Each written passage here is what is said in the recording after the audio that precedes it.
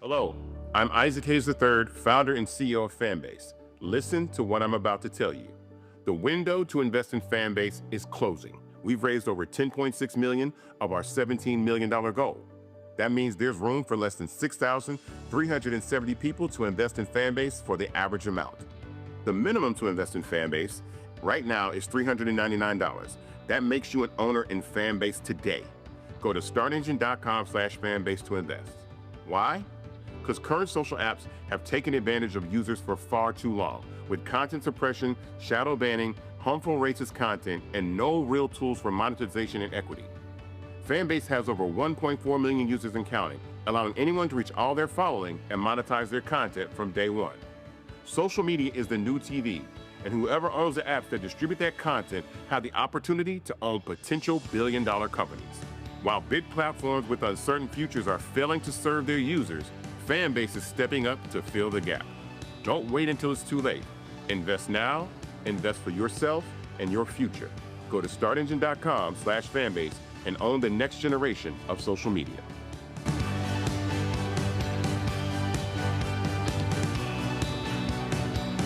Black Star Network is here. Hold no punches. I'm real revolutionary right now. Black power. Support this man, Black Media. He makes sure that our stories are told. Thank you for being the voice of Black America, Roland. Stay black. I love y'all. All momentum we have now, we have to keep this going. The video looks phenomenal. See, this difference between Black Star Network and Black-owned media and something like CNN. You can't be Black-owned media and be scared. It's time to be smart. Bring your eyeballs home. You dig?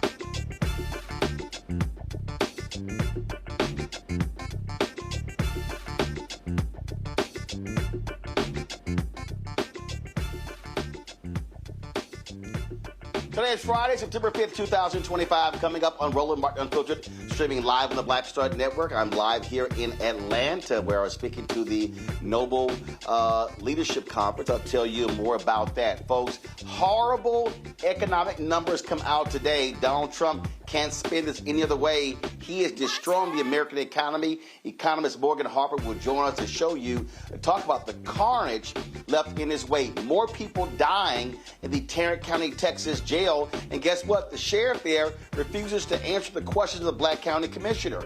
Commissioner Alisa Simmons will join us right here on today's show. Also, man, a lot of people are giving Tabitha Brown hell for saying to entrepreneurs, you might need to go get you a job.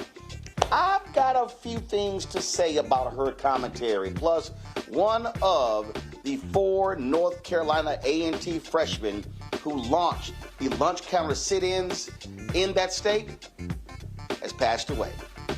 We'll talk about his life and legacy. Folks, it is time to bring the funk. Well, one thing, we're still celebrating our 7th anniversary of Roland Martin Unfiltered, the 4th anniversary of the Black Star Network. We got some compilations of y'all, some of the best of the last 7 years. Ooh, y'all know we gonna bring the funk. And it's time to bring the funk on Roland Martin Unfiltered on the Black Star Network. Let's go. He's got it. Whatever the miss, he's on it. Whatever it is, he's got the scoop, the fact, the find. And when it breaks, he's right on time and it's rolling. Best believe he's knowing. Putting it down from sports to news to politics. With entertainment just for kicks, he's rolling. It's on go, y'all. It's Roland Martin, rolling with Roland now. He's funky, he's fresh, he's real, the best, you know he's Roland Martin now.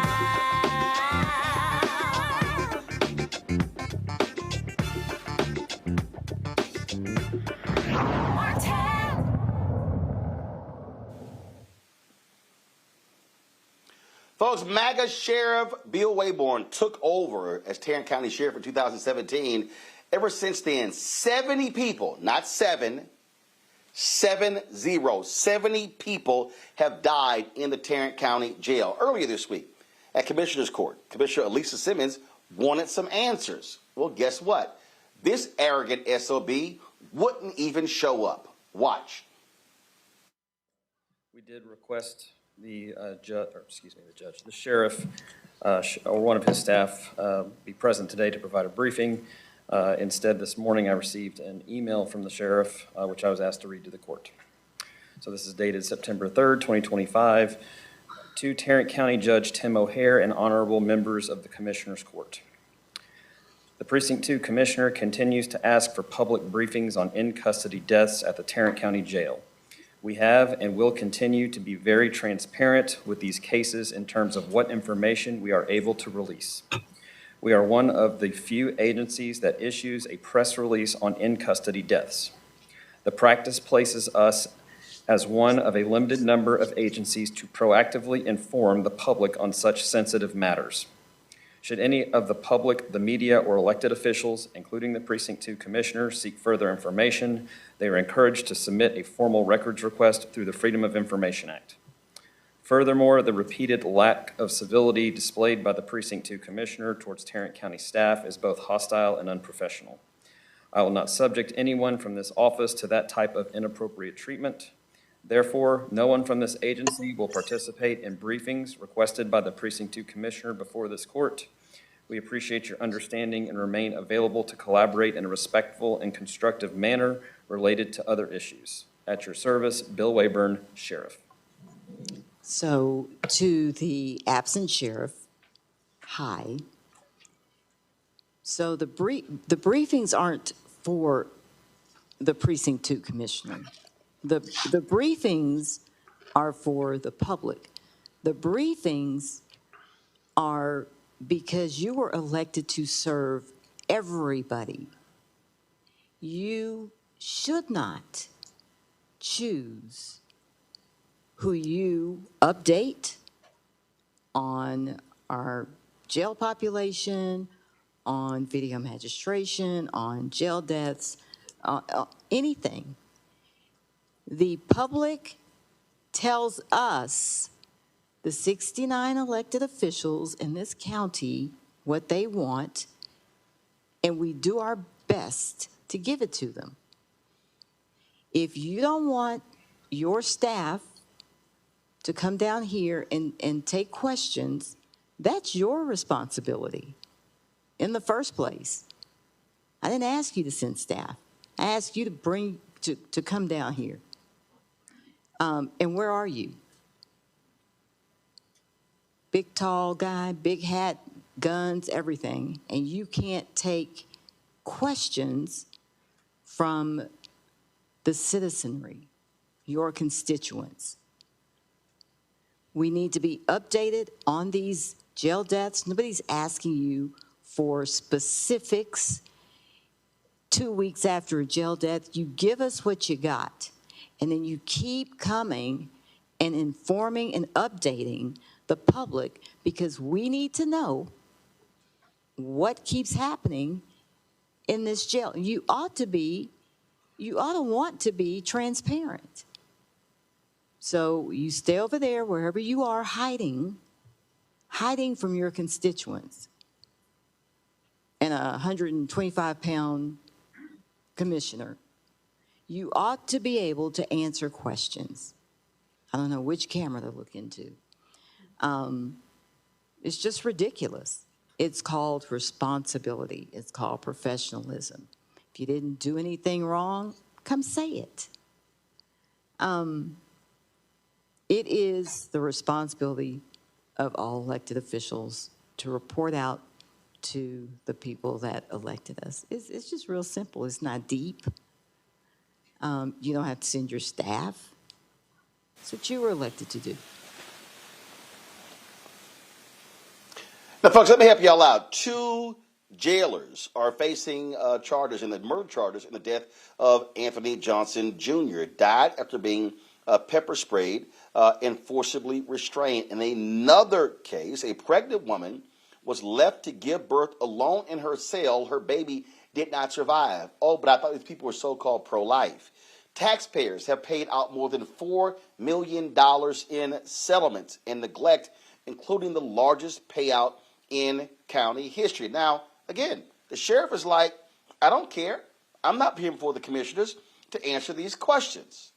Joining us right now is Commissioner Alisa Simmons. Glad to have you back on the show. Again, I just want to be clear. 70 deaths since he took over in 2017? No, 76. So we can say 75. 76 deaths. Yeah, we can say 75. I count baby Zenora, the child that passed away. She was born in custody. When it was discovered, they rushed the baby to the hospital, so she died at the hospital, and the baby wasn't in custody, but I count baby Zenora. So 75 with baby Zenora, 76 in 8 years. We have people dying in our jail at an inordinate rate. So there's a problem that's unacceptable. And when I've been in office 2.5 years, it was suggested to me, and I thought it a great idea, that after we have these deaths, the sheriff come and brief us. So he decides when he's going to come and when he's not going to come. So if it's somebody that died, from a heart attack, he'll come and brief you. But if it's lethal force or questionable, he just doesn't show up. No. Again, I want the public to understand something here.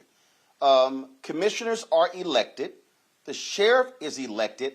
But the budget for the sheriff's department is approved by the commissioner's court. So he does answer to the commissioner's court when it comes to budget. These are county employees. Absolutely. He's elected. We control the purse strings. But remember, Tarrant County is the largest Republican county in the country. We're the 14th largest county in the country. We're the last red county in the country. And so the commissioners' courts here are 5 people, and there are 2 Democrats and 3 MAGA Republicans. And so they support every penny that the sheriff and the district attorney budget and want to spend. So there's that. And people come to the podium, the public come to the podium and tell us to fire him. But because he's elected, the commissioner's court can't fire him.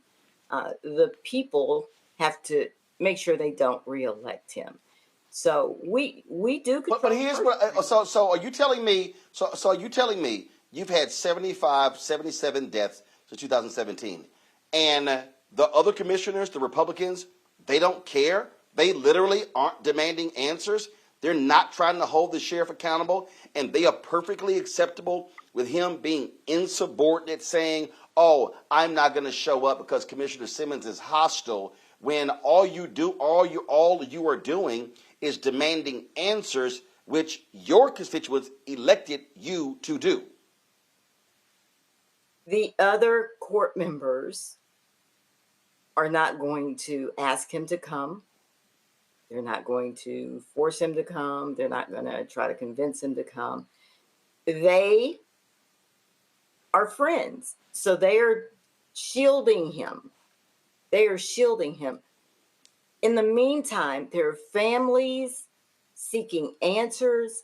There are families like Anthony Johnson Jr.'s family seeking justice, like Chastity Bonner's family seeking justice. They want answers. In the Chastity Bonner case, did she in jail 3 weeks? How'd she get fentanyl? And where are the medical records that said she died from fentanyl? Better yet, where are the 3 minutes of video missing from her bookend? There are so many questions, and he is not answering them. He's not being forced to speak to these families, respond to me, a duly elected officer of the state, the commissioner's court. He has said no. You just and was cowardly enough to send an email, and I can forward you the email. So this is ridiculous. Keep in mind,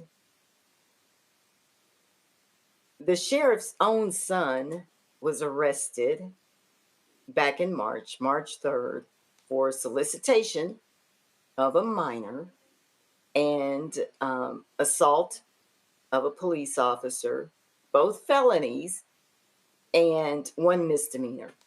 He has never darkened the door of the Tarrant County Jail. No charges have been filed by our DA, who vigorously continues to pursue Crystal Mason.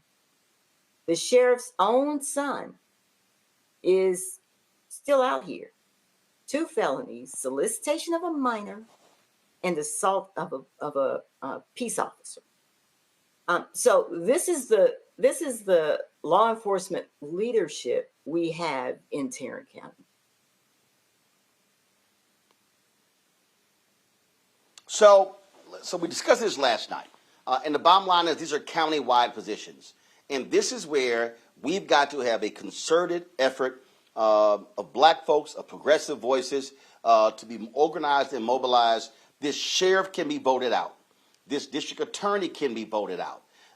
And that's just a fact. And even though they're gerrymandering, listen, these commissioners can be voted out. And so people have to actually give a damn and use the power of their vote to do so. I mean, you're down there fighting this. You're like a lonely voice in the wilderness.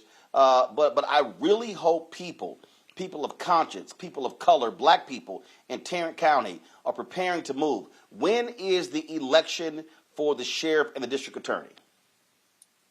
For the district attorney, it's November 2026, same time as me. The sheriff was just reelected in November, so He's here for another 3.5 years. And before I was elected, let me give credit where credit is due. There were organizations, advocacy organizations, already at Commissioner's Court showing up about these jail deaths. Unity in the Community, the United Fort Worth, those are two African-American led and membership organizations. The Justice Network, Tarrant for Change, and the Fort Worth Tarrant County branch of the NAACP. So with regard to jail issues and jail reform, they have been on it. And so they are there. They are with me. We work together. But the broader, and since I've come into office, my staff has helped me, along with the advocates, elevate this issue more. So, you know, it's out there. Everybody in Tarrant County knows about Bill Wayborn, this jail, but they didn't vote him out. They didn't vote him out. So we're stuck with him for another 4 years. These families are not experiencing the justice that they deserve, the answers that they need to bring closure. And at the same time, taxpayers are, your dollars are going to settlement payouts. And not only that, when you look at the Anthony Johnson Jr. case, the terrible lethal force case, I've seen the entire video, and it is horrific. Gotcha. We have been paying outside counsel to come in and do the district attorney's work. It's terrible here. Lots of stonewalling, gaslighting of constituents, won't give me data that I request, and now trying to paint me as an angry Black woman. So, I mean, it's unfortunate here, and people like you and I will say, you got to vote. I'm going to bring my panel. Michael Imhotep hosts African History Network show out of Detroit. Matt Manning, civil rights attorney, joining us out of Corpus Christi, Texas. Candace Kelly, legal analyst and host Not All Hood podcast out of South Orange, Georgia. Matt, you first. Yeah, so Commissioner, first off, good afternoon to you. I had a question for you, kind of a procedural question. So is Tarrant County generally insured by TAC, by the Texas Association of Counties? Yes. Well, we're large enough to that end, Commission. Mm-hmm. Go ahead. Go ahead. I'm sorry, I cut you off. So we do consult with TAC on insurance, but we're large enough to self-insure. So to self-insure, okay. The reason I ask is because when I saw this story, and thank you for your advocacy, by the way, I was very interested in whether there was a way you could just directly get any claim that they've made and then publish that to the people, because I deal with this all the time with counties. Anytime I represent somebody in a jail death situation, it's very difficult to get the information because of all the PIA exceptions, as you well know. The sheriff can say it's a pending investigation and all that stuff. So it's very difficult to get. But as a commissioner, it seems like you could get any claim that's made because customarily the county attorney is going to send it to outside counsel. So is that a means by which you can get information and disseminate it? Because you don't have to go into executive session for that, right? You can get that and you're right. Let your constituents know. Okay. Yes, sir. You're right. I can request it. I've requested data from this county, and it hasn't been given to me. I've been told that and like you said, you understand I'm an elected official, I have to get an attorney general's opinion. I mean, it's the continued insult and the disrespect that I, a commissioner that runs this county, have to go to the attorney general to get an opinion on releasing information to me, an elected county commissioner. it's stonewalling at its finest. But I will, as soon as I'm off, I will email over and ask for claims and see what I get.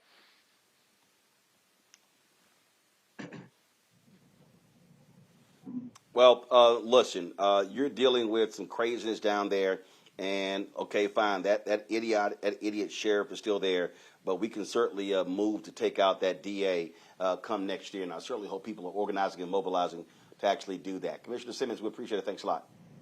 Thank you. Folks, going to go to a quick break. We come back. We're going to talk about the awful economic numbers. And boy, you know it's bad when Donald Trump, the numbers are so bad. Now he's tweeting about Epstein. Boy, I thought he was trying to ignore Epstein. Oh, man, there's a lot we're going to talk about. You're watching Rolling Martin Unfiltered right here on the Black Star Network. Black Star Network, what's happening? It's your man, Kim. And look, my new single, Rock With Me, is on fire. We debuted as the #1 most added and greatest gainer at R&B radio. So look, I want you to go check it out at musicbykim.com. Listen to it, download it, tell me what you think about it. Also, make sure you sign up to be a part of my community so we can stay connected. At Music by Kim on all social media platforms. Thank you for rocking with me. And keep love on the one. 'Cause I want you to rock with me. We live in a strange world till the darkness falls forever. Baby, let's be the dawn. When it feels like it's taking me over, you're making me stronger, my sweet love. Hello, I'm Jamia Pugh. I am from Coatesville, Pennsylvania, just an hour right outside of Philadelphia. My name is Jasmine Pugh. I'm also from Coatesville, Pennsylvania. You are watching Roland Martin Unfiltered. Stay right here.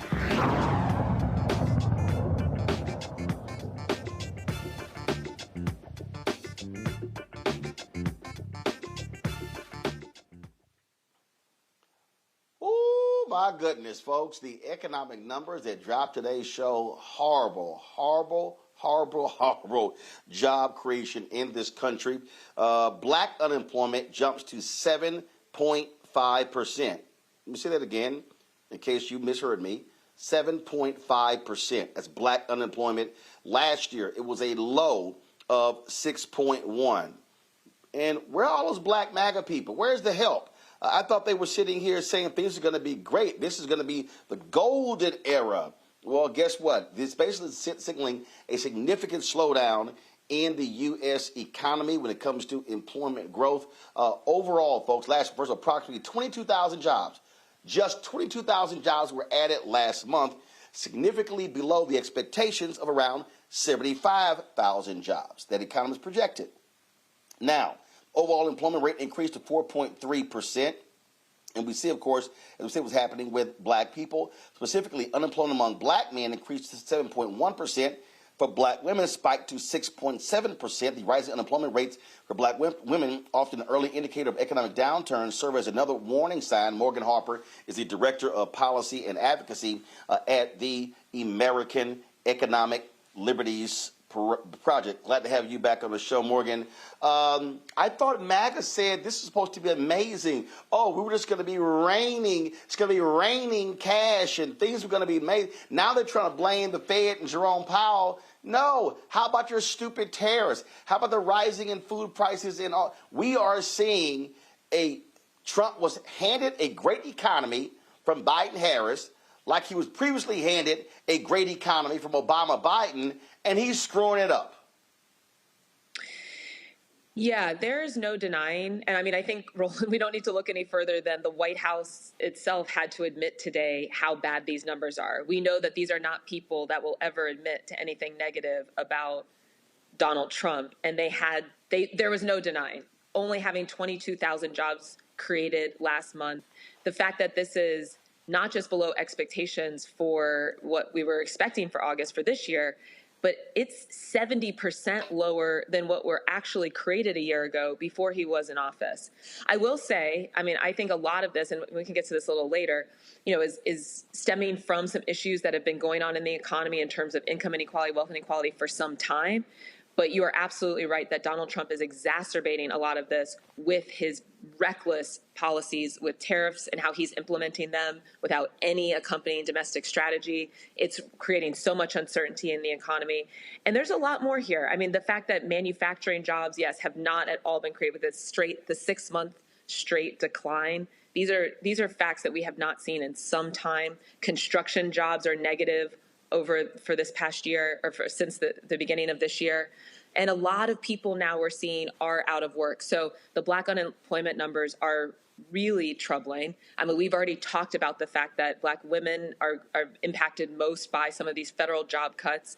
I think it's important, Roland, which maybe you've already noted, but the fact that now CNBC is having to report on these figures, I think shows just how real the risks are here and what it will likely mean for the broader economy. And that a lot of people are now, more in part-time jobs than we were seeing before. These are all adding up to an economy, that is very weak. No one knows exactly when a recession might come, what extent it might take or look like, but there's not a lot of positive information here. Look at John Deere reporting a 26% drop in profits. You've got these whiny Arkansas farmers complaining about, oh my God, we're losing our farms, soybean crops, how are we being impacted? Well, guess what, you idiots? We were impacted by soybean crops in 2000 in the first Trump term. So I'm like, what are y'all talking about? But guess what? Arkansas, they voted for Trump. Tennessee people are complaining about prices. They voted for Trump. And so one of the things that I always say, and of course, John Deere is saying that the problems they have, increased tariff costs, reduced prices for corn and soybeans.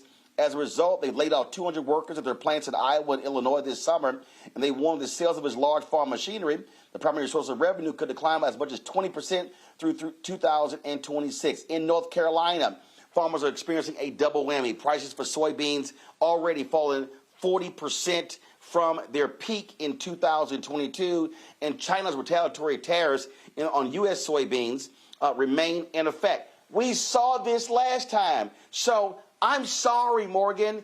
Thoughts and prayers for these idiots who voted for him again after he destroyed farmers, leading to a $25 billion bailout for mostly white farmers the last time the idiot was in the Oval Office. Yeah, and I think that's why you're hearing the messaging from them that, oh, don't worry, the real data is going to come soon, in a year. Don't worry about what's happening right now. Just hold your horses a little bit, and then you're going to see how great this economy is going to be.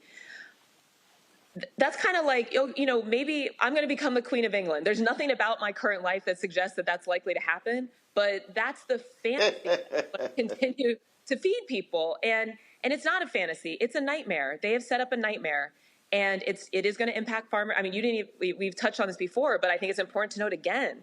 They're trying to suggest that, oh, well, of course there's going to be difficulty with some of these industries. We're taking on the immigrants. It's like, well, no, immigrants have been propping up the American economy, especially in industries like agriculture, but it's across the board.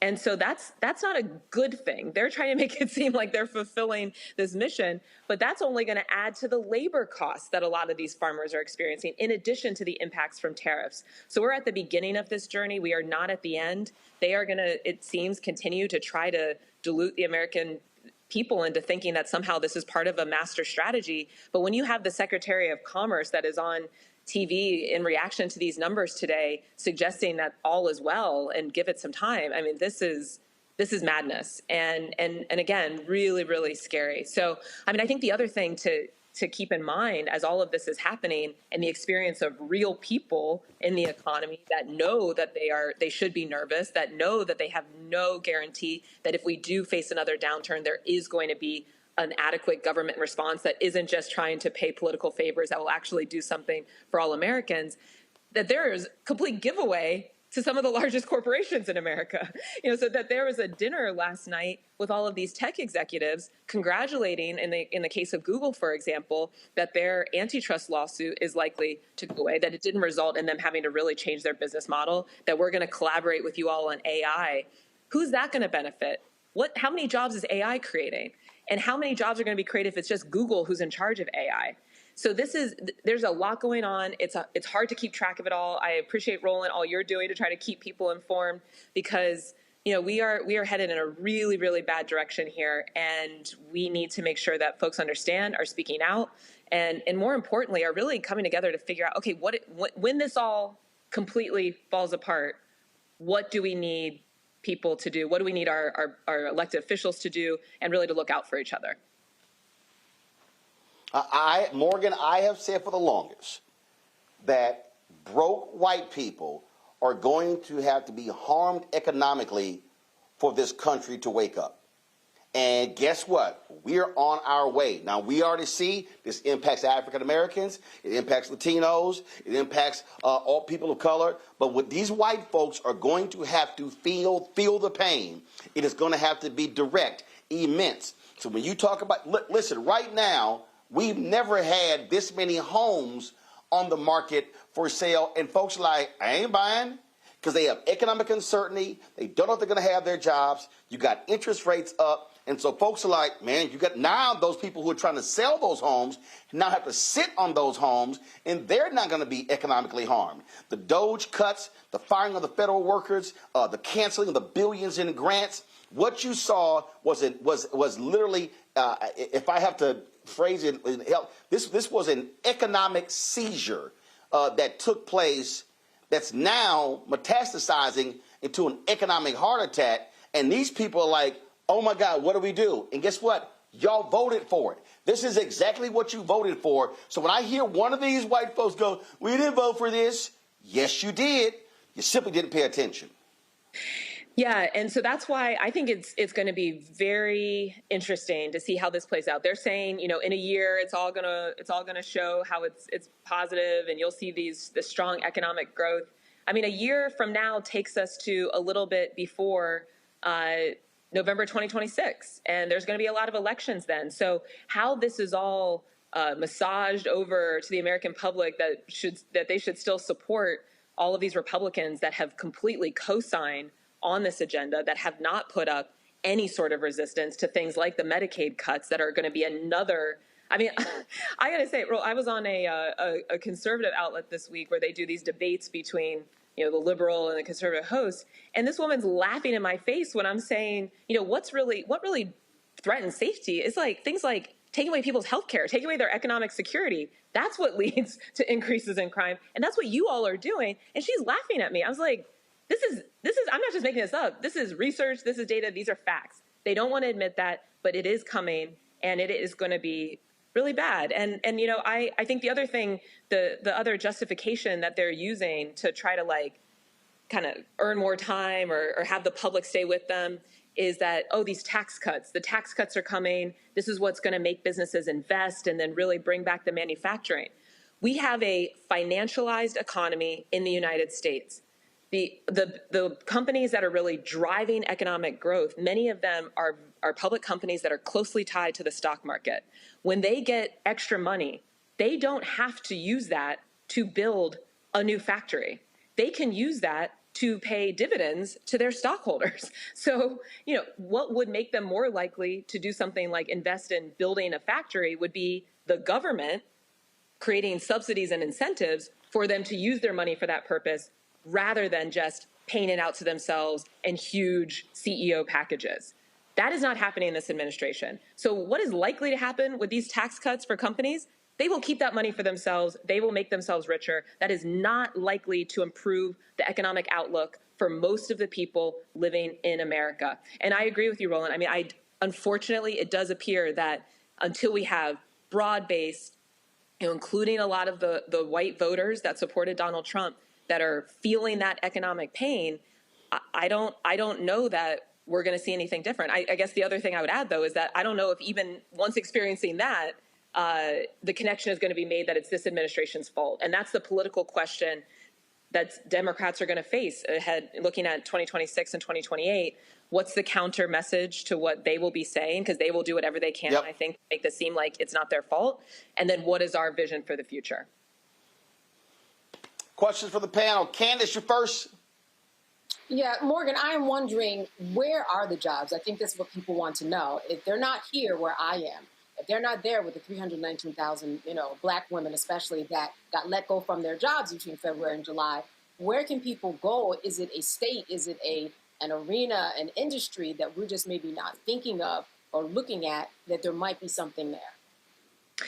Well, the only industries that seem to still be creating jobs, given the real steep decline in job growth, is healthcare. But even in that stat from the last month's data, it's showing that healthcare job openings are declining as well. And so, if people were looking for an industry that's a little bit more safe from the impacts of tariffs, usually, healthcare and government would be two industries you would look towards. But in this environment where state budgets are going to be cut, where we know DOGE has really eliminated a lot of the possibility of getting hired in the federal government, healthcare remains. But I think we also need to be honest about the fact that our healthcare industry has been financialized, like I was talking about before.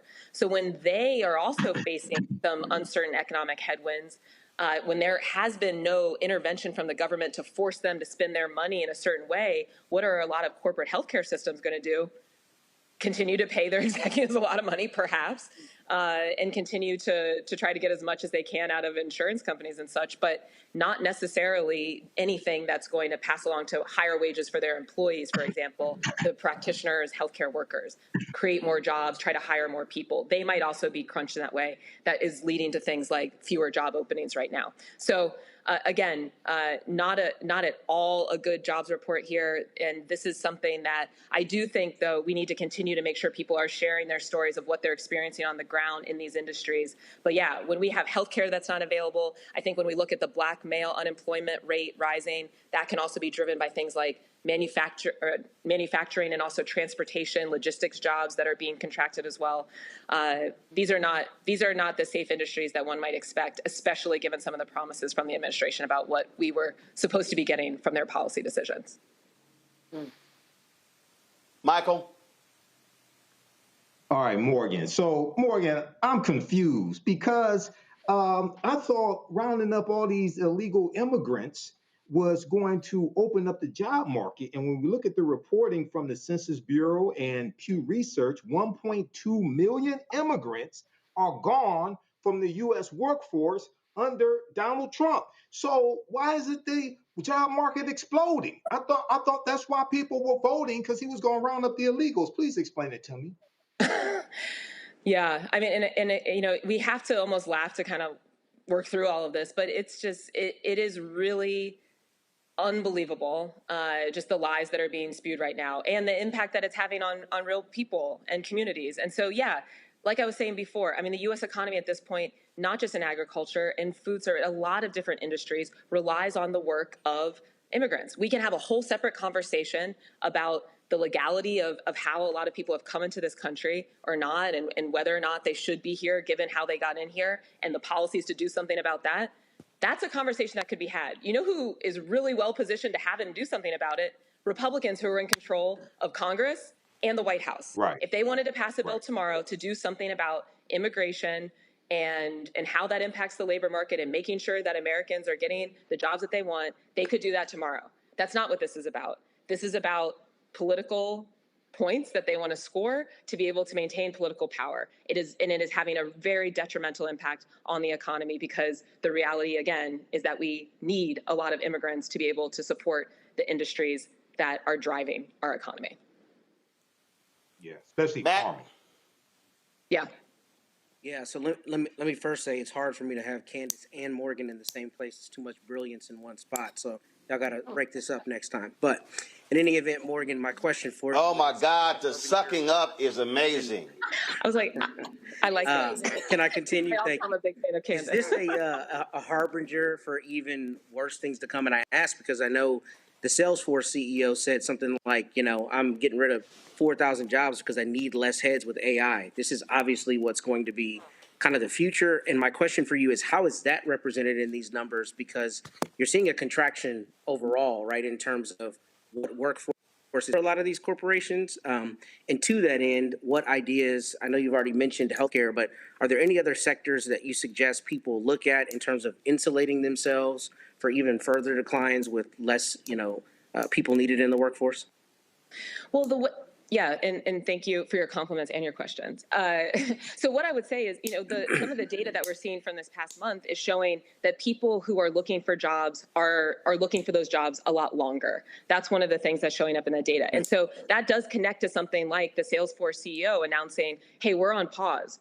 We're laying people off, which means we're not going to be hiring people more. He's saying it's AI, and maybe it is, but maybe it isn't, right? And there's a lot of other companies that are announcing layoffs that are using the cover of the economic uncertainty to be able to just kind of shed workers. Because again, this connects to what is driving our economy right now. And a lot of the companies that are in the US that are responsible for our growth, they are connected to the stock market. They are financialized. They win when they are rewarding stockholders. They are not winning when they are paying the average American to work at their company. And so if they have a little bit of an opening to be able to say, hey, this labor cost, we can kind of reduce this a little bit, most of them are going to take that because they don't actually give that much of a shit about what's going on at the community level for us as Americans, right? And so that is not to say that there aren't companies that are legitimately reacting to the uncertainty and the bad policies that are coming out of this administration and making the very valid and rational decision of, we can't expand right now. We can't do more hiring. But I think we need to distinguish between those types of companies and be honest about how they might differ, how your small business or an independent business that is not able to withstand some of the impacts of these increased tariff prices, and a very, very large company like a Salesforce, like a Meta, like a Google, that they have a lot of financial resources to withstand uncertainty, might use this moment as an excuse to be able to get rid of some of their labor costs. And so, gotcha. Yeah, and now I'm trying to remember the second part of your question because I went on too long. What was the second? Well, it's just basically how listeners might look for certain sectors that will insulate them, more so than others. I mean, I wish I had better news there, and I think this is so. Like I said, I mean, healthcare is one that traditionally should be a little bit more insulated. And so, but unfortunately, we are seeing that even that sector is being impacted right now with fewer openings. Government, similar kind of thing. And so I think that is a very dire observation and in reality that's showing up in the data right now, that there might not be any sectors that are extremely safe.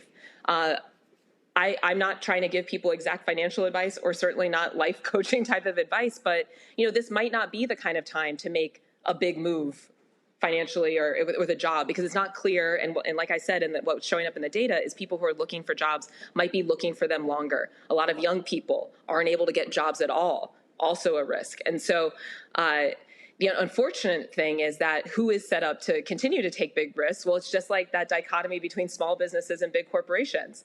People who are already pretty affluent, who don't rely on wages as much for covering their day-to-day expenses, that have more wealth, like an Elon Musk that's now being offered this $1 trillion pay package.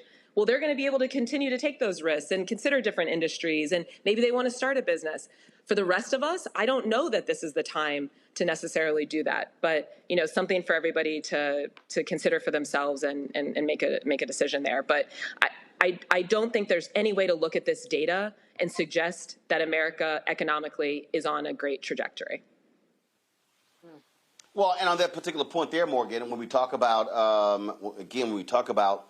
if you tie this economy to the number of homes that are available, again, people are not about to make a major purchase, have to put down 10, 20, 25% if you don't know what's going to happen. If you're like, yo, I need to hold on to cash.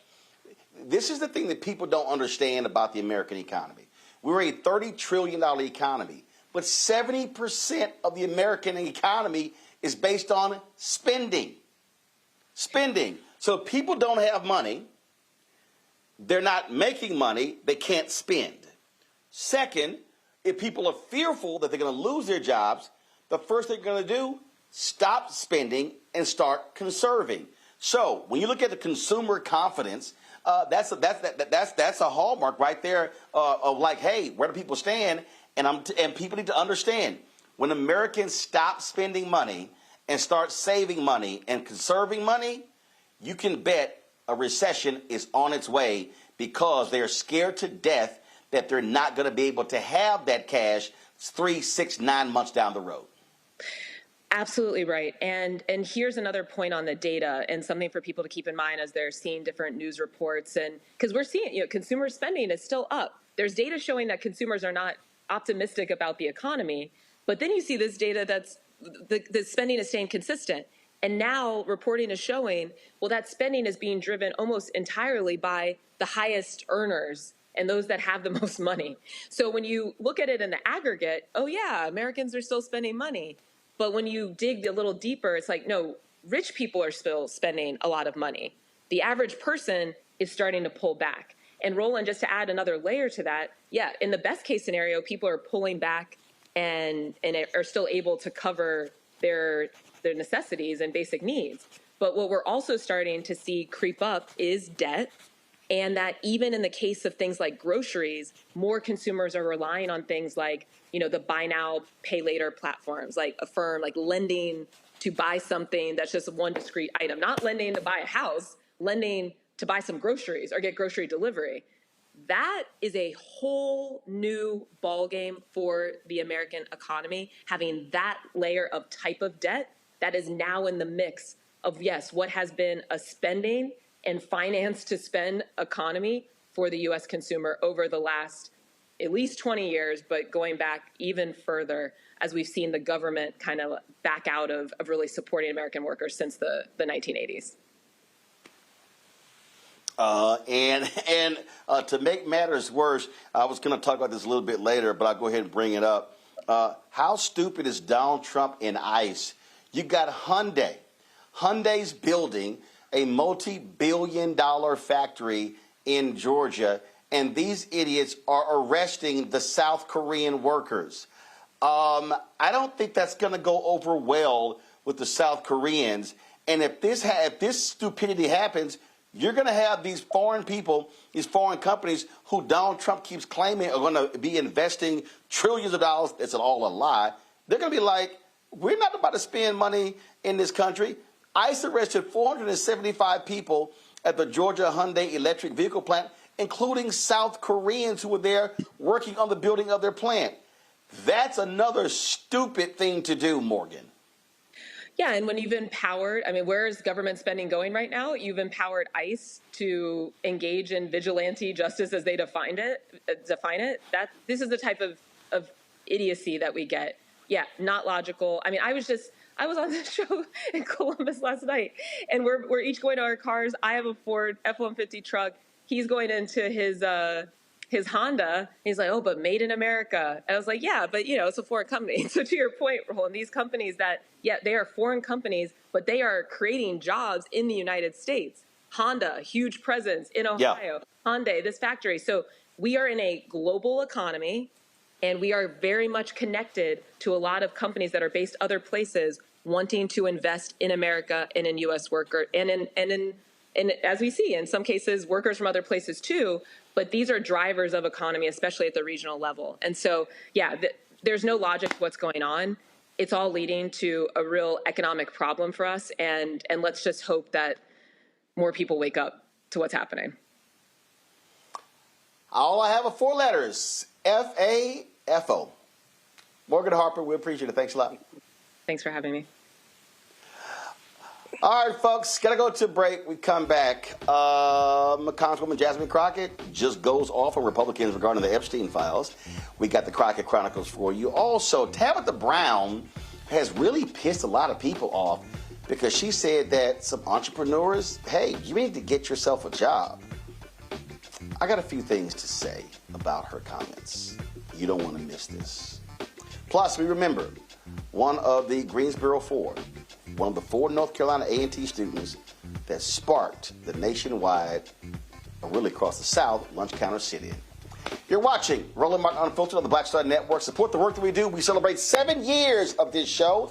yesterday. 4 years of the network. Your support is critical. Our goal is to raise $1 million between now and December 31st. We've already taken in $125,000. So right now, folks, our target goal is $875,000. If you want to contribute to us, please do so. For Cash App, use the Stripe QR code. You see the QR code right there. Use the same thing for credit cards. PayPal, R Martin Unfiltered. Venmo, RM Unfiltered. Zelle, Roland at RolandSMartin.com. Roland at RolandMartinUnfiltered.com. And check some money order and make it payable to Roland Martin Unfiltered. Send it to P.O. Box 57196, Washington, D.C. 2003 7-0196. Back in a moment.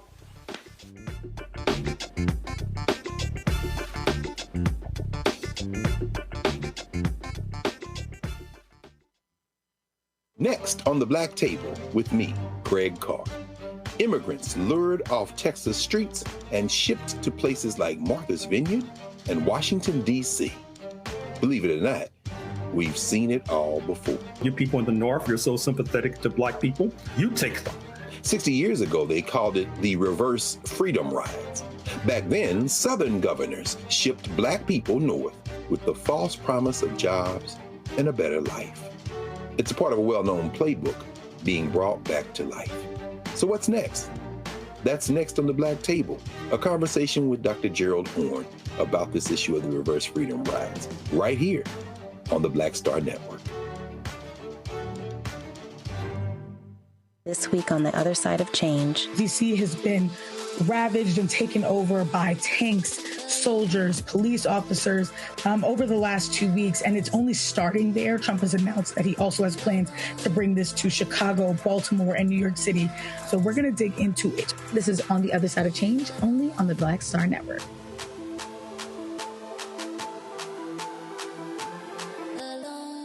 Now that Roland Martin is willing to give me the blueprint, hey, Cyrus, I need to go to Tyler Perry and get another blueprint because I need some green money. The only way I can do what I'm doing, I need to make some money. So you'll see me working with Roland. Matter of fact, it's the Roland Martin and Cheryl Underwood show. Well, should it be the Cheryl Underwood show and the Roland Martin show? Well, whatever show it's going to be good.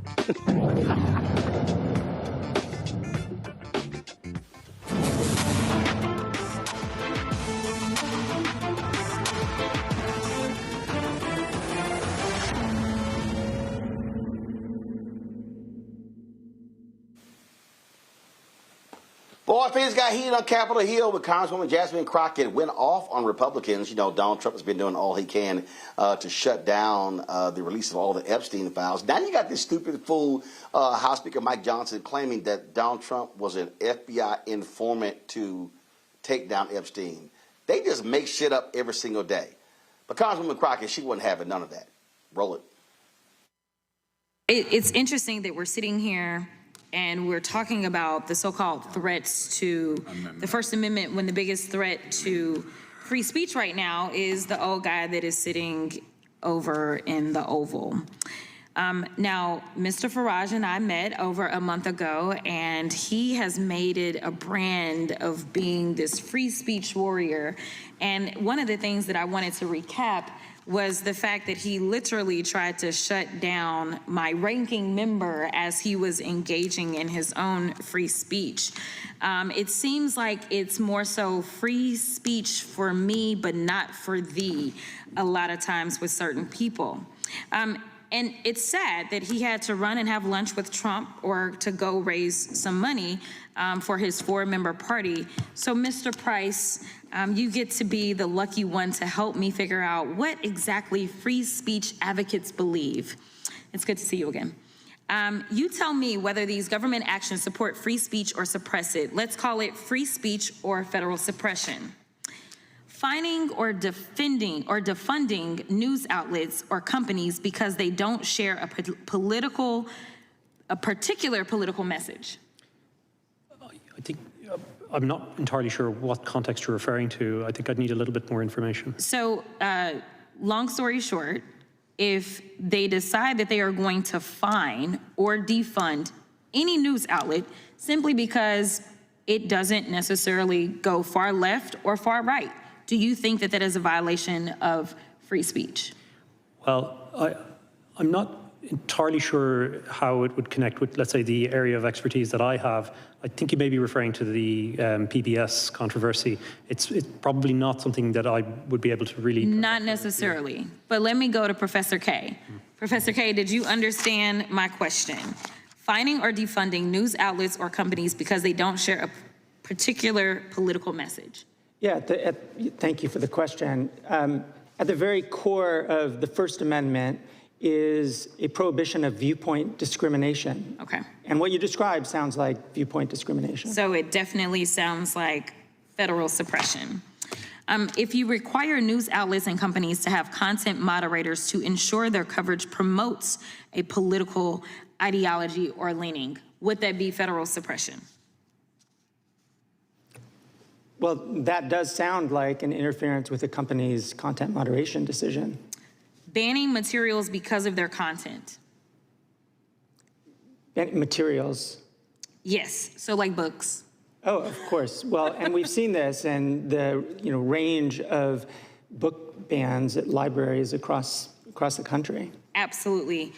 What about threatening private companies with lawsuits or fines unless they do the government's bidding? It sounds like pressure that would be undue, yes. Okay, so I agree with you. All of these actions are exactly what Trump has done since he's taken office. Make no mistake, Trump is weaponizing his idea of free speech to force folks and companies to become his political puppets to promote his propaganda.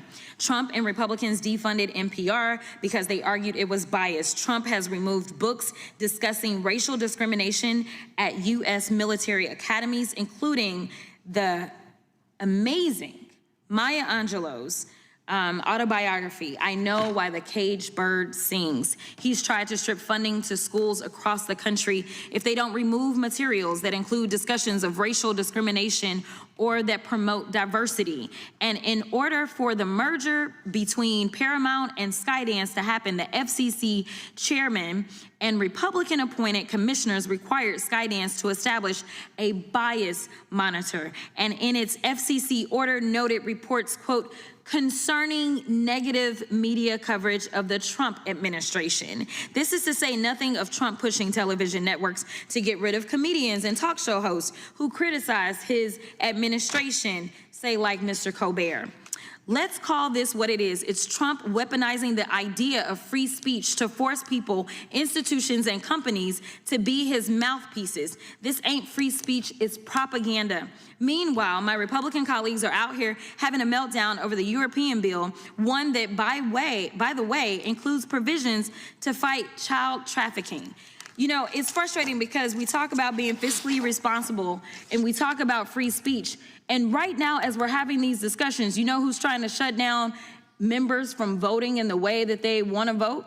It's the president, who literally said he would look at anyone who decided that they were going to vote to release the Epstein files as hostile. That sounds like a threat as it relates to all First Amendment protections, in addition to the fact that it's literally contravening our constitutional duty that we swore an oath to, because we don't swear to an orange king. Instead, we have sworn an oath to the Constitution, and we were elected to represent the people that elected us. Thank you so much, and I'll yield. Candace, these people don't give a damn about free speech. What they care about is that they have free speech and they shut everyone else down. Not only they shut other people down, but they also make them pay. It costs you to say what you want.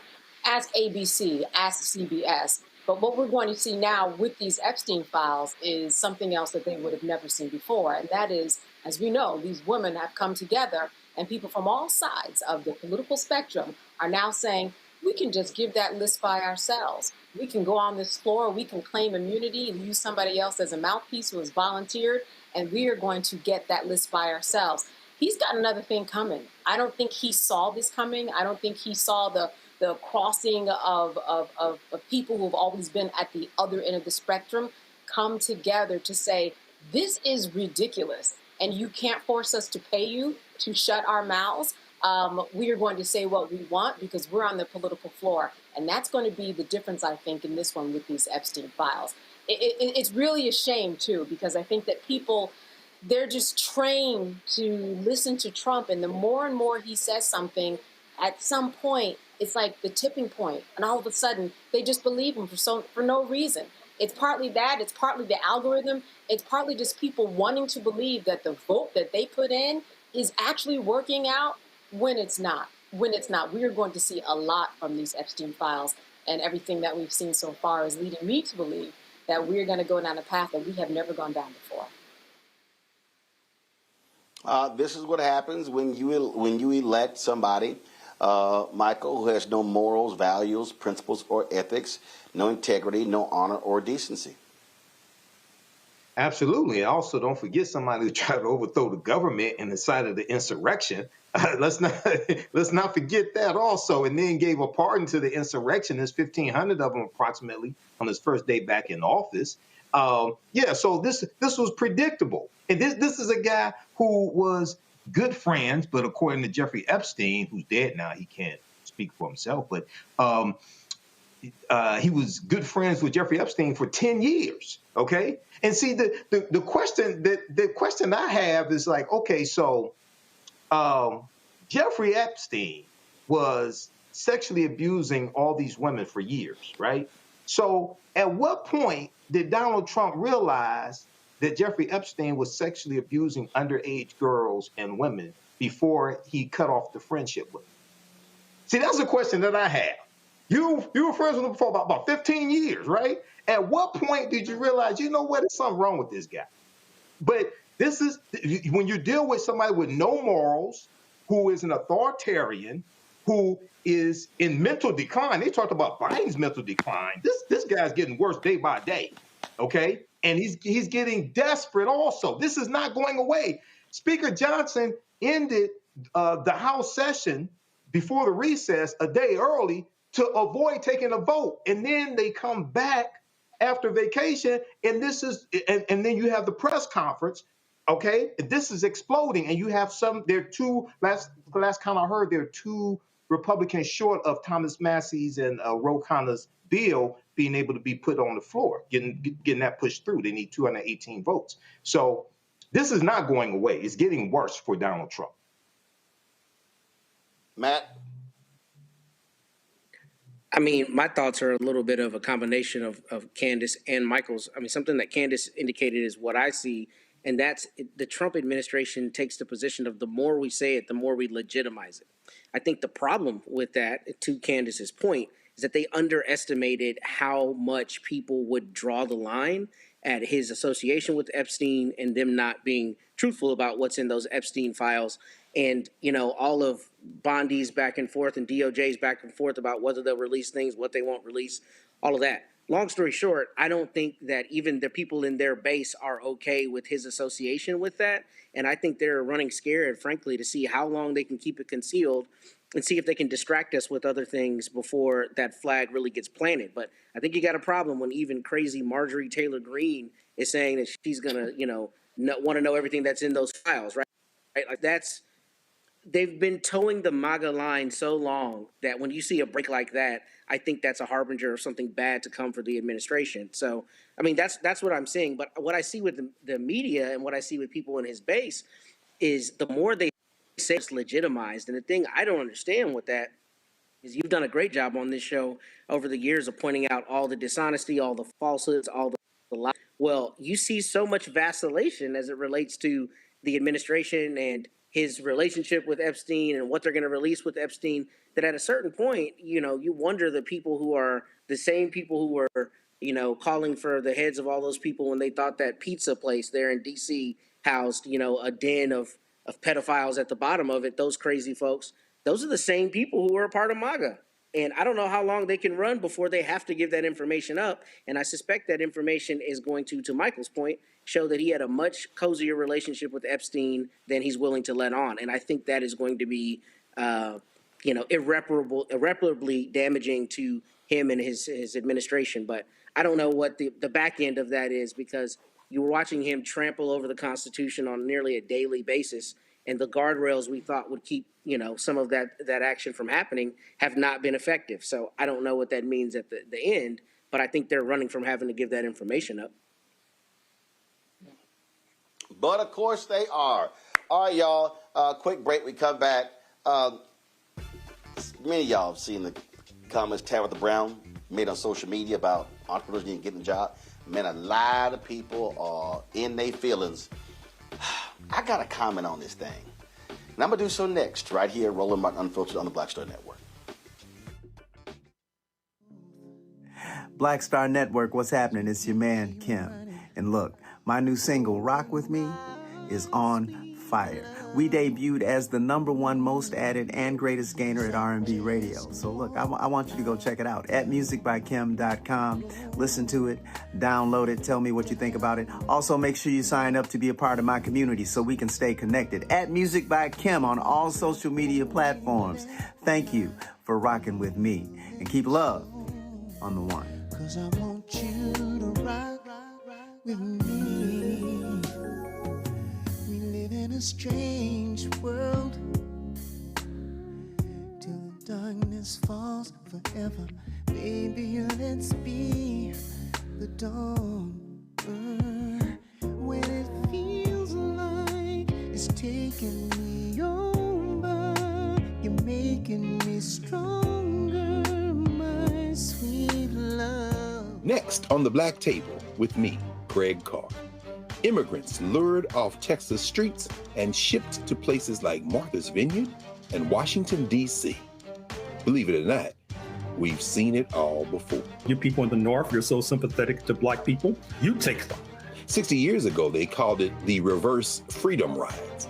Back then, Southern governors shipped black people north with the false promise of jobs and a better life.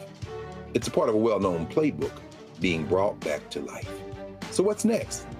That's next on the Black Table, a conversation with Dr. Gerald Horn about this issue of the reverse freedom rides, right here on the Black Star Network.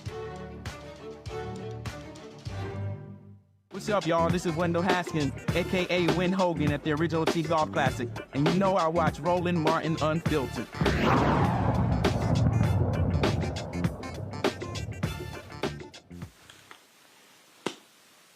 All right, folks, actress, author, entrepreneur, social media star Tabitha Brown. Let's just say call some people's getting their feelings when she said this the other day about entrepreneurs and jobs. Hello there. Real quick, this is not to discourage you, because I want us to be clear about that first, okay? You kind of been in this place for a long time, okay? Now listen, you got good ideas. Baby, you got good ideas. Your execution is not as good, okay? Your follow through, not as good. The ideas, though, are great. Entrepreneurship is not for everybody. And that doesn't mean it's not for you, but right now, these last few months, few years, you know what I'm talking about. Baby, it ain't been working for you, okay? And you're doing a lot of robbing Peter to pay Paul. Okay, you done got yourself in some mess, and it's time for you to get a job. You hear me? You just gonna need to get a job for a little while. Okay, it don't mean your ideas ain't good. Okay, it don't mean that maybe one day you could be a good entrepreneur. But you have proven to yourself and everybody else that you owe money to, okay, that it ain't working right now. Okay, it ain't worked for a while. It actually has never worked yet. Doesn't mean it won't ever work. But right now, you need to go to work. You're going to need to get a job, okay? And then keep working towards it. But at least you'll have a job while you are pursuing that thing. But right now, you need to get a job, baby. All right? That's it. I love you. Now go about your business. Okay, have a good night. Tomorrow, have a good day. But even if you can't have a good one, don't you dare go messing up nobody else's here. Don't be mad at me, okay?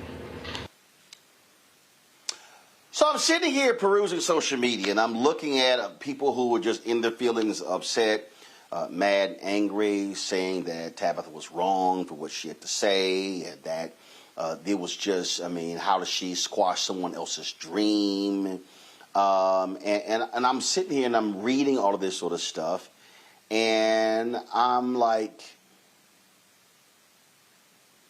really? Let me explain to y'all something. I come from a family of entrepreneurs.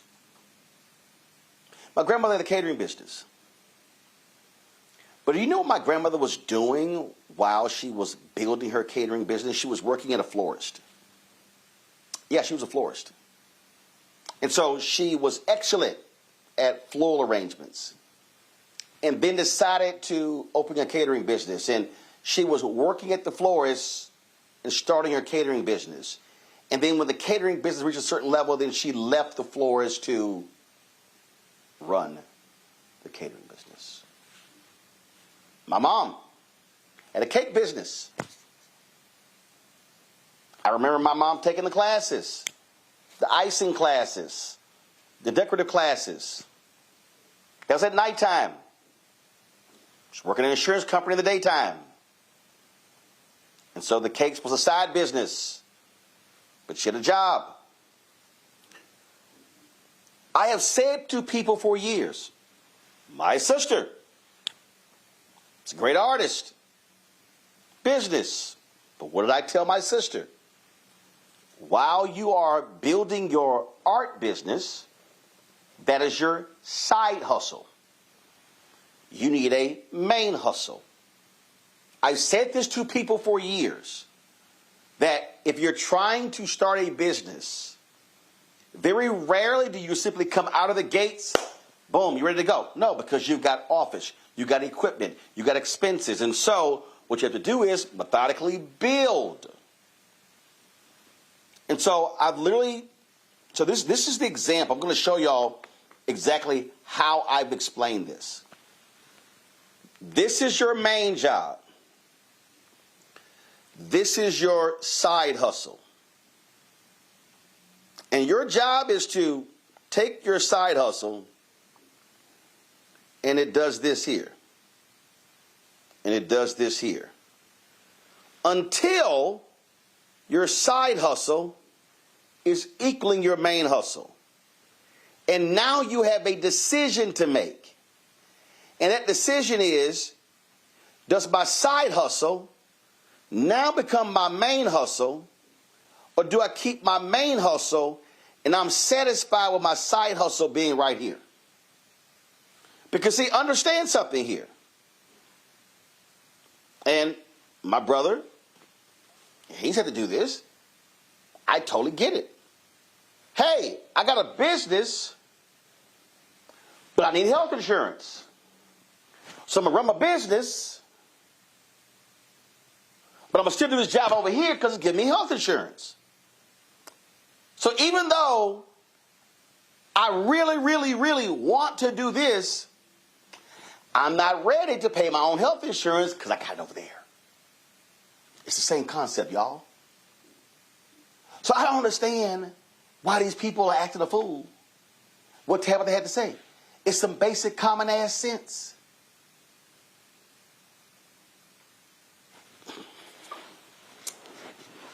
"95% of all black-owned businesses do $5 million or less in revenue. When the study was done, they said there were 2.9 million black-owned businesses in America. 2.8 million had one employee. I said those are not businesses. Those are sole proprietors. For me, a business, if you got two or more employees, not one person. I'm not going to call it a business. I'm just not. So I don't understand why people don't get this. And see, I know everybody named Mama right now is, oh, I'm trying to secure my bag. I want to be a boss. But let me be real clear. A bunch of y'all can't be a boss. Because you know shit about being a boss. See, let me be as blunt as possible. Having CEO on a business card does not mean you have a business. Having founder on your business card does not mean you have a business. I need y'all to understand, I get more people who roll up on me, who want to come on the show and want to be in the marketplace segment. Oh man, I got a business. I got a business. Do you really have a business? Or do you have a side hustle? Now see, I've discussed this before. We celebrated 70 years yesterday, Roland Martin Unfiltered.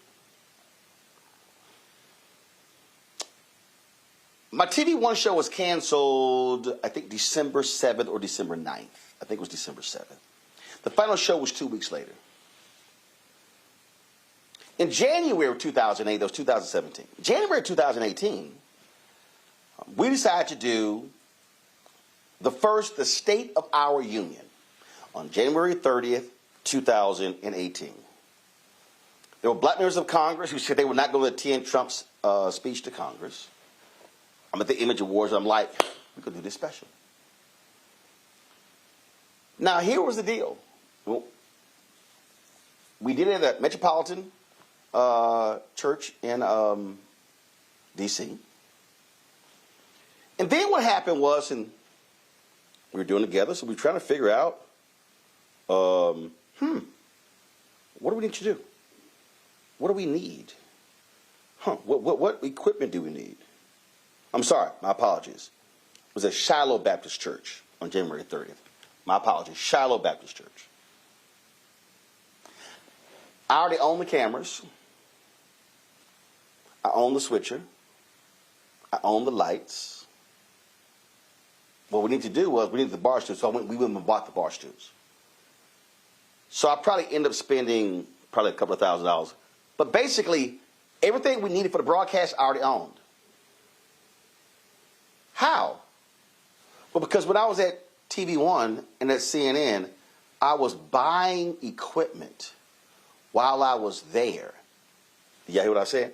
So the job that I had was allowing me to purchase equipment for my business. Now, mind y'all, I had my business for 15 years. When I was at CNN, CNN was paying my business. TV One was paying my business. Tom Jones Morning Show was paying my business. I was a contract worker. Okay? But I didn't have my fully functioning business.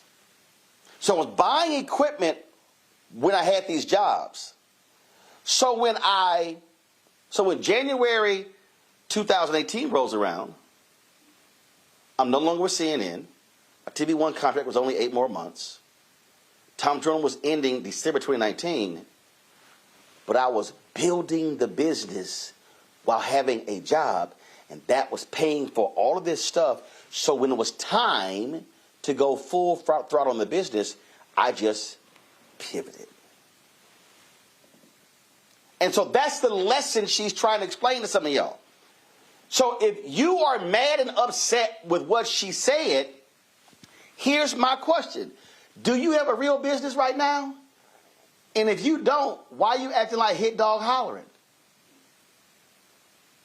See, I need a lot of people in our community to sometimes shut the hell up and realize you don't know what the hell you're talking about.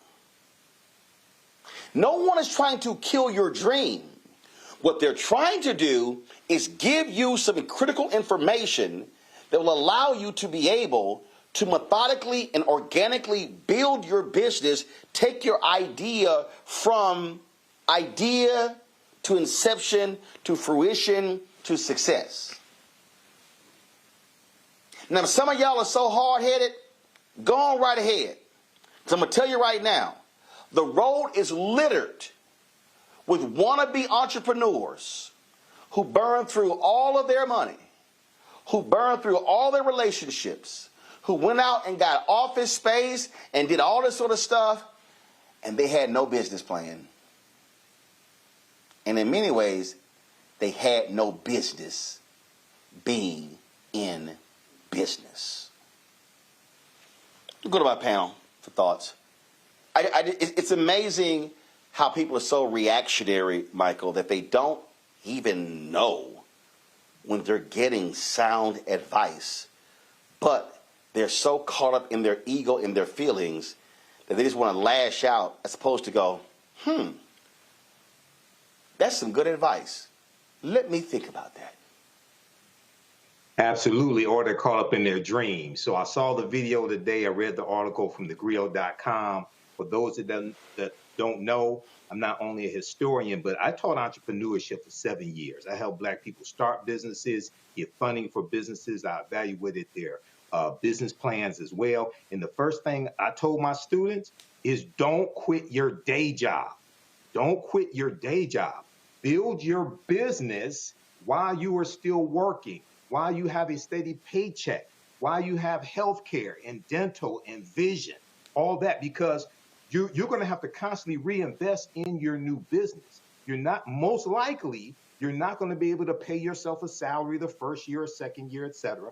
And when it comes to African-American owned businesses, currently approximately 8 out of 10 African-American owned businesses go out of business in the first 18 to 24 months, which means most likely you're going to lose your investment, et cetera. Okay, so I'm all for people being entrepreneurs who want to be entrepreneurs, okay? Secondly, I've been an entrepreneur for a long time. This is not glamorous. This is some tough shit. This ain't for everybody, okay? A lot of people get a false impression of being an entrepreneur from economic empowerment gurus who make money selling entrepreneurship classes and entrepreneurship books. That's a whole nother conversation. Some of it is good. That's their hustle. And they're trying to keep hustling so that they don't have to get a job in the cubicle next to you. So a lot of them are selling dreams. But get a business plan. This is sound advice right here. And you're going to need health insurance, okay? I'm in a situation now. I've had to go get a job a few times. I got a full-time job now, and I like it because I got health insurance for the first time in a few years. My blood pressure is healthy because it was at 193, okay? I had high blood pressure. I lost 35 pounds the right way. I'm cool. And I still have my business bringing in money. So this is sound advice. Don't take it personally. And she told people, I'm not trying to discourage you, okay? Right. Look, some of y'all have to get a job. And that's absolutely correct. So Candace, again, I think right now, you know, people love the concept of being the boss. They love the idea of being an entrepreneur. They don't really want to deal with the realities of being an entrepreneur. And this is one of those lessons that you have to deal with because you still got to have your house note paid or your mortgage paid or your apartment paid. And you got a car note and you got food and you got other expenses. I mean, look, listen, and guess what? You may operate that way for 6, 8, 10 years before you're ready to go to the next level. That's fine. But you got to be patient and understand you have to build to that point. That's what it's called, building. Exactly. And you know I have a business. I've had a business for like 16, 17 years. If you are looking online and like Michael said, you are going into these free online sessions where they get on and then as he said, really that person on the other side is making money off of you because you're buying their business plan. You have to stay out of that lane because Instagram will make you think that you can do a million things and it's all not true. It's just in your algorithm. It just keeps on feeding you wrong information. Let's go back to Tabitha's backstory. This is why she's a good person to listen to this information from. What was it, 2017? She was eating a vegan sandwich from Whole Foods that went viral, 50,000 hits in one day, 1 million in a week. And then because of her enthusiasm and what she did, she got on TikTok and she built and she built and she built. 2017 was what, 8 years ago? That didn't just happen overnight. So she knows exactly what she's talking about. And she had other dreams. She was driving an Uber at that time, eating that sandwich in a car. That was her side hustle. She wanted to also be an actor and do other things that she was able to do now. But she built all of that and had all of these things going. There's no person in this world, even if you are a multi-millionaire, you should not just have one income anyway. It doesn't make any sense because your job that you are so loyal to, it's not going to be loyal to you when they're ready to let you go. They will let you go quicker than you could kick your favorite dog, as the saying goes. So you always have to have a side hustle. Multi-millionaires who are out there have a side hustle. Beyonce doesn't just sing and dance. She's got perfume. She had a clothing line. She's got, different things. It's never just one thing anyway. You should never depend on one thing as your income. And if you're sitting home and you have zero in your account, but you are hoping and building on just a dream and your hope, that hope is not going to pay your bills. You talked about pivoting before. You can't pivot in the dark because your lights are on because you can't pay the electric bill. You're going to trip over yourself. If you don't have any money and you've exhausted all of your resources, all of your friends, all of your network, which is what a lot of people do, then you do have to get a job. And what's the matter with having a job? What's the matter with having some insurance? Now, some people might say, yeah, but I wouldn't do that. I wouldn't do an Uber. I wouldn't work on the side at Macy's. I could never work in Walmart. Well, that's on you, because sometimes those are the jobs that you have to work in order to build your dream. We have so much, privilege and rights that we kind of banter about online, and we're just kind of not seeing the forest for the trees for the forest, however it goes. We are not seeing the light. And the light is that if you don't have money, and if your job is not, if your entrepreneurial spirit has kind of exasperated everybody around you, soon you're going to start losing people. Lost your money, now you're losing people. I see it happen all the time. It's okay to have a job. It is okay to have a job. Not everyone's going to be an Instagram star, and that's okay. Your time will come. Until then, you need money in your pocket. Matt, I love these folk who believe they want to have their own law practice. And you go, you got any clients? Because if you ain't got no clients, you just got a shingle. No, have you been to law school? Well, No. First of all, obviously, if somebody wants to have their own practice, they've been to law school. But my point is, you can go to law school. You can actually pass the bar. But again, if you're going to start a law firm, you kind of got to have clients. You need revenue. Matt? Well, I mean, you got to start somewhere. I was going to say, you always throw me off when I expect you to be loud and wrong as usual, and you're not. You're 100% right on this segment, I think. First of all, I am never loud and wrong. So maybe your audio is bad, but go on right here with your little comment.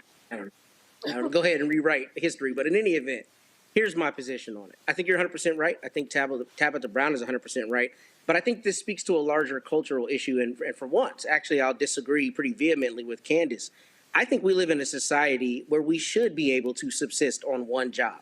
I don't think you should have to have a side hustle. We should live in a society where there are enough government programs and other things that we have that allow people to go to one job, work a good job, and provide for their family on that. Now, don't get me wrong. Retail, other jobs may not provide you enough to do that substantially, but a cultural problem in the idea that everyone needs to have a side hustle. You shouldn't have to have a side hustle, and I think that's a relatively new economic phenomenon that as many people need to have side hustles to survive as do. But aside from that, I think the larger cultural issue is that we have an issue with not being in control, right? Like what we see lionized and what you see glamorized that you've already spoken to, I think, very well, is this idea of being the boss. But there is no lack of dignity in not being the boss. There's no lack of dignity in working for an organization. I'm a seasoned lawyer. I'm in high demand where I am. I work for a firm. I'm not the person who owns this firm. I could go out and start a firm, but I don't feel like I'm successful because I work for an attorney firm right now as opposed to working for myself. I can do that if I want to do that at some point, but I don't feel like I'm less important or less successful because I work for a firm where I became a named partner, but when I started out, I wasn't a named partner here. My point with it is that's a cultural thing that I feel like is a relatively new phenomenon, especially where everybody feels like they have to be the boss to be valuable. And I think that's the larger problem here. And I think that's why people took such umbrage to this, because what you see pumped out every day on social media is you're behind the curve if you don't have your own LLC. You're behind the game if you don't all the tax code and all that stuff. And all that stuff is BS, man. I mean, there's no lack of dignity in working a job. It's good if you can have a side hustle. It's good if you have the bandwidth. It's good if you have specialized skills. It's good if you have the vision to capitalize on those things, but there is no shame in being a plumber. There's no shame in working for the local school district. There's no shame in working a good, honest job and putting food on the table. And, you know, in this situation, I've got 3 boys at home. If I were out seeking some entrepreneurial dream and I was not putting food on the table, by all means, excoriate me and tell me to go get a job. But if I'm able to, you know, provide for them as the way I need to, and I have a side hustle, then cool. But if I don't, that's also cool. And I think a lot of the thing is right now we're seeing this conversation where it's like everybody's got to be this boss, and that's the larger issue. And I think that's why people feel a little attacked. But I think her advice and her opinion is spot on. I think you should work, and I don't think there's any shame in doing both things at the same time. I'm mad. I got to jump in. No, absolutely. What are you going to tell? Candace, go ahead, get in his ass. Matt, what do you want to tell the 319,000 black women that lost their job between February and July? What about those who had a side hustle? You think they're better off or worse off? They're better off. You can't depend on a job in this economy in 2025. I'm sorry. Yeah. Even back in the day, my mom was a teacher. She also taught piano. My dad was in education, and then he also owned properties, the properties which, you know, they were able to relay over to the legacy and all of their daughters. You got it. Black in America, I'm sorry. Even just the whole idea of staying in one job for a creative person who's going to explode sitting on that 9 to 5, you better have a side job somewhere or side hustle somewhere. You mentioned, you know, being a plumber. What if somebody has an accident? Then what happens? You can't, you know, do anything if you lost your leg or lost your right arm. You talked about being on the school board or a teacher. What if the school closes? What if the charter school closes? What if you lose your job? The side hustle is good. Yeah. I'm saying that you don't want to be caught out there without anything on the side. Plus, even if you are a multimillionaire, not a multimillionaire doesn't just have one job. They invest. They buy properties. They do other things. It doesn't matter what level. I just think you're missing the message on it. That when I say side hustle or another job, I don't mean that in a pejorative way at all. I mean that no matter who you are, billionaires don't just have one job. Think of all the billionaires you know. They don't do just one thing. We shouldn't either. Sure. And here's the thing, good sister. I think you actually missed how I framed it. So I think it's a matter of, I think you should be able to subsist on one job. Now, if there's a different question as to whether it's prudent to have a side hustle, then by all means, we can have that conversation. But you know, contingencies, things that can happen. I mean, I don't disagree with you. If I lost my job today, I wasn't able to practice law, I'd have to pivot. That would be an enormous change to my life. But should I be able to go to one job in this country with the riches this country has and be able to provide for my family? Absolutely. I don't think you should have to have a side hustle, irrespective of whether a lot of people do. I don't think that there's a problem with necessarily having a side job, and I surely didn't think you were characterizing it in a pejorative way. I think culturally we have an issue if most of the economy cannot subsist on one job where they put enough food on the table to buy a home, keep food over the Okay, all right, stop. All right. Okay. I mean, okay, all right. First, listen. Stop. Okay, that's a separate conversation. Okay? So, first of all, both of y'all are correct. All Matt you're simply saying is, we're not saying everybody needs to have a side hustle. The whole point is this here. The conversation here is, if you're choosing to be an entrepreneur, you have to build your business properly. And you can't walk away from a job when you don't have enough revenue coming in to sustain your lifestyle. So all she was saying and all I'm saying is if you would have an idea and you want to have a job, you begin to methodically build your business, keep your job, have your health care and your dental and those things. And as I said, this is it.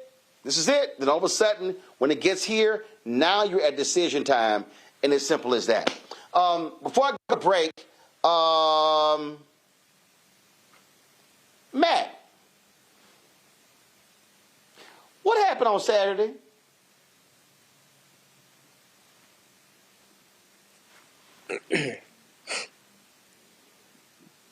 Matt, can you read that for me, Matt? That down. Go ahead and take that down. Nope, we're not even doing it. He's getting you. Matt, what? Because I brought this for you tonight. Because Matt, Matt, I recall you. It was a whole lot of trash. You were talking, and I told you y'all were gonna lose to Ohio State, and y'all did. But Matt, don't you also have a professional football team? Don't do that, man. Come on now. Come on now. Matt. Come on now. Matt, not only did you take an L from Candace tonight, you now have taken 2 L's in the past 6 days. So put the graphic back up. No. That fly, Eagles fly. That also goes for Henry in the control room. Oh, big time Cowboys fan. That's right. Give me a shout out control room. That goes for Deshaun, our driver. That goes for Antoine, our videographer. All 3 of them are super hyped Cowboy fans, but they used to taking the L's. They used to it. So Matt, I told you I'm going to be King Petty, and see, I wasn't even. I wasn't even going to do that, Matt. I literally said that in the last 3 minutes, but it wasn't until you made that little trifling ass comment about me being loud and wrong, and I said, literally, I literally had no plan. If you look at the show chat, I literally sent it at 7:44, like 60 seconds after you made your comment, and so I went, oh, since you now got something to say, let me go ahead and be petty. Well, I was sitting on my couch when you sent me a video. You sent me on the golf course saying, "Ooh, how'd that turn out, Matt?" On Saturday, I didn't want to hear it. So go ahead, call me out now. But it's going to be November 28th. We're getting that dub against the Aggies, and you won't have anything to say when I'm on your show next week. Okay. All right. Like I said, I'll be petty. See, sometimes don't touch that stove. Your mom and dad told you, don't touch that hot stove. But see, your little ass want to go ahead and touch that stove. And, yeah, I had something for you. Let me go to a break. Smoke. I'll be right back. While Matt has to now go get some ice from that kick in his ass that Candace gave him, the Eagles gave him, and the Buckeyes gave him. I'll be back in a moment. Next on the Black Table with me, Craig Carr. Immigrants lured off Texas streets and shipped to places like Martha's Vineyard and Washington, D.C. Believe it or not, we've seen it all before. You people in the North, you're so sympathetic to black people, you take them. 60 years ago, they called it the reverse freedom rides. Back then, Southern governors shipped black people north with the false promise of jobs and a better life. It's a part of a well-known playbook being brought back to life. So what's next? That's next on the Black Table, a conversation with Dr. Gerald Horne about this issue of the reverse freedom rides, right here on the Black Star Network. This week on The Other Side of Change. DC has been ravaged and taken over by tanks, soldiers, police officers over the last 2 weeks, and it's only starting there. Trump has announced that he also has plans to bring this to Chicago, Baltimore, and New York City. So we're going to dig into it. This is On the Other Side of Change, only on the Black Star Network.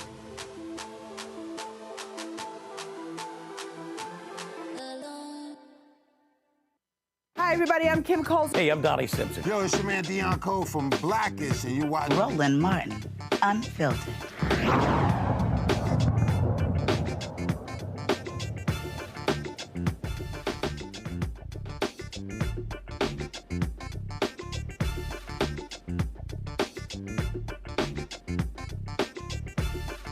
Supposed to follow it. Folks, we lost one of our history makers. Got the news last night that retired military officer, Joseph McNeil, Major General Joseph McNeil, who was one of the 4 North Carolina A&T students known as the Greensboro Four, who integrated lunch counters, which caused it to spread across the South, passed away at the age of 83. On February 1st, 1960, the four sat down at a segregated Woolworth's lunch counter in Greensboro, North Carolina.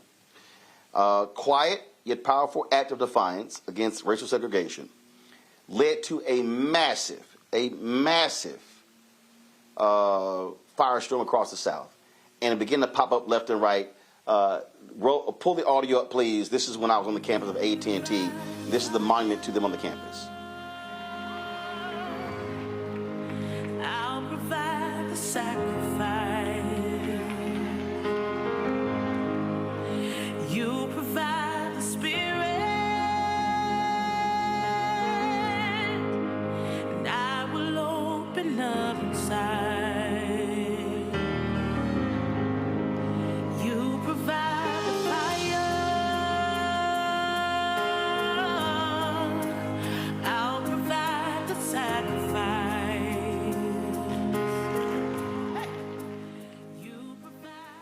He served in the U.S. Air Force, and every year, I actually had the opportunity in 2020 to speak at the breakfast. That's where I shot that video, that statue that sits outside of the hall there. It is on the campus of North Carolina A&T, and they were four freshmen. There were four freshmen, Candace. They didn't seek anybody's opinion. They didn't ask around. They just were in the dorm room and decided, you know what, we're going to do this. And then went down there, quiet, unassuming, and that action sparked similar sit-ins all across the South. Yeah, it really is a peaceful embodiment of what we know young people can really do. We do see this a lot today, but especially back then, the stakes were even higher, and so much more was at risk in terms of them sitting there. I mean, it is wonderful that he lived that long. I think there is one person that is left out of the four of them that is living. And I think it's just a great example of how young people really need to live their lives. And it serves as a reminder of what you can do when you're just one person, two people, three people, four people who really began a whole movement that we're talking about decades later. I remind people, whenever I give speeches, Michael, and when I'm talking about how people can be change leaders, I often will ask, are there any college freshmen in the room? And I would ask for four to stand up. And I will often remind them that that's all it takes. All it takes is for folk just to simply, or even less than that, who have the courage to actually do something. The Greensboro Four, David Richmond, Franklin McCain, Ezell Blair Jr., and Joseph McNeil. And when I do that, people sort of look and it's like, man, is he being serious? Yeah. Again, they didn't call they didn't say let's call all the student organizations on campus. No. These are four cats who were in the dorm room who said, you know what, let's do this, and they went and did it. Absolutely. And at this point when this takes place, because they start February 1st, 1960, SNCC doesn't exist at that time. SNCC is going to be formed after this, around April, May 1960. And these sit-ins started by college students. They're going to spread to about 50 cities in 9 different states, okay?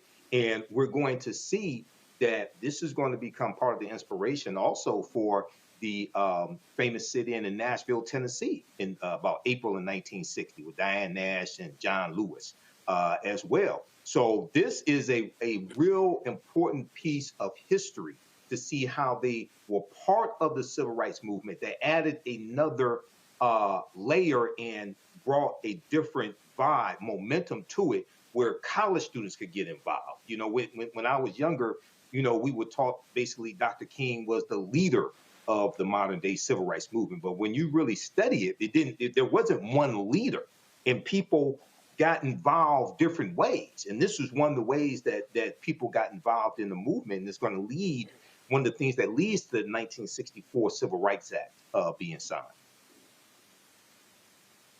To that point, again, when one small action can lead to anything, Matt, as Michael was talking about what this led to, yeah, this is February 1st, 1960. SNCC meets at Shaw University, April 1960. But what happened in those 3 months, there were 58 sit-in centers in 12 states. And those were the students that made up the meeting of SNCC. And so people were inspired by the action of just 4 college freshmen. And there's somebody who's watching right now. They've got kids who are in college. And a lot of folks say, hey, and I've had this conversation, hey, listen, I'm just a freshman. I'm just trying to get focused. I'm just trying to get focused on graduating. But these 4 said this thing was so important, they led it. And so, we are eternally grateful for their work, for Major General McNeil and those other 3 gentlemen who did what they did. And not only did they inspire others, but my understanding is that Woolworths was desegregated 6 months later. So that also shows that no matter what it is you're running after, you may have to do it for longer than you expect to get the outcome that you want. But, when you're 18, you're a college freshman, you take such a bold action with 3 other people standing behind you, and that, starts that snowball. I mean, it takes a lot to commit to a course of action at any age, let alone 18 and a college freshman, and for them to not only do it and for that to cascade into all the other around the country and SNCC, down the road there at Shaw is an extraordinary thing. So if you are young, you have the power, even if you don't know that you do. Absolutely. And so Ezell Blair Jr., the last surviving member of the Greensboro Four, he will turn 84 on October 18th. And so condolences to the McNeil family and to all of the North Carolina A&T Aggie family across the world. All right, folks, that is it. We had a couple of pieces of our best of the last 7 years. We'll use those next week. Monday, I'm going to be broadcasting live from Montgomery, Alabama. I'm heading to there for a couple of meetings at the Institute down there. And so looking forward to that. And so we'll have that stuff for you. Let me thank Candace for being on today's show. Let me thank Michael for being on today's show. And go ahead and put those graphics up for Matt. Go ahead and put up, please, that Ohio State score. Beating, knocking off his little Longhorns, his Shorthorns, no longer number 1 in the country. And I'm thankful that over the next 10 days, Matt, Henry, Deshaun, and Antoine all have to endure the pain of another Cowboys loss. It's always great to see orange tears as well as blue tears. What a glorious week it's been. All right, folks, that's it. I appreciate it. Thank you so very much. Candace shaking her head like, yes, Candace, I'm petty. I am absolutely King Petty. I fully embrace that title. Thank you so. Say it again. I said pettylujah, as they say. Yes. I shall continue to be petty. All right. Thanks so much, folks. I appreciate it. Hey, folks, our goal. We turned 7 years old yesterday, Roland Martin Unfiltered, 4 years old, Black Star Network. We've set a goal to raise $1 million between now and the end of the year. We've got a couple of new shows coming down the pipeline. We're getting ready for 2026, traveling across this country. We're going to be spending lots of time here in Georgia. We're going to be in North Carolina, other places as well, in Texas. And so your support is absolutely crucial for the work that we do. We've had 45,000. That's right. Let me get the right number for y'all, because these are the number of people that have supported this show since we launched has been unbelievable. And we have 45,000, I think it's 45,216. I think that's the number. Give me 1 second. I just want to make sure I give the right information out. 45,216 donors to our show since we launched, and we appreciate every single one of them. We want you to become one of those, and so join our Bring the Funk fan club. If you want to use Cash App, use the Stripe QR code. You see it right there. You can also, of course, use that for credit cards, for PayPal. R. Martin Unfiltered. Venmo is RM Unfiltered. Zelle, Roland at RolandSMartin.com. Roland at RolandMartinUnfiltered.com. Checks and money order. Make it payable to Roland Martin Unfiltered. Send it to P.O. Box 57196, Washington, D.C. 20037-0196. Download the Black Star Network app. Apple phone, Android phone, Apple TV, Android TV, Roku, Amazon Fire TV, Xbox One, Samsung Smart TV. Be sure to get a copy of my book, White Fear, How the Browning of America is Making White Folks Lose Their Minds. Available bookstores nationwide. Get the audio version I read on Audible. Also, folks, get our Roland Martin Unfiltered Black Star Network swag. Go to shopblackstarnetwork.com. That's right. Get our FAFO Project 2025 shirt. Don't blame me. I voted for the black woman. Shirts, hat, mugs, all kind of good stuff right there on the website. Resist 47 shirt as well. Be sure to buy our black-owned products right there, of course, from shopblackstarnetwork.com. Got some great products on the show, on the website, and so support those companies. And be sure to download the app Fanbase if you want to invest. $13 million has been raised, $4 million left to raise in the Series A fundraise. Go to startengine.com/fanbase, startengine.com/fanbase. Folks, that's it. We always end the show on Friday with all the people who support our show. Again, let me thank the women with the reason I was here in Atlanta. That is the Nobel Women Annual Legislative Conference. And let me thank State Senator Tanya Ferguson and all the folks who were here. Congresswoman Jasmine Crockett spoke before I did, so it was great to see her and the others there as well. Folks, that's it. I'll see y'all tomorrow from Montgomery, Alabama, right here on Roland Martin Unfiltered on the Black Star Network.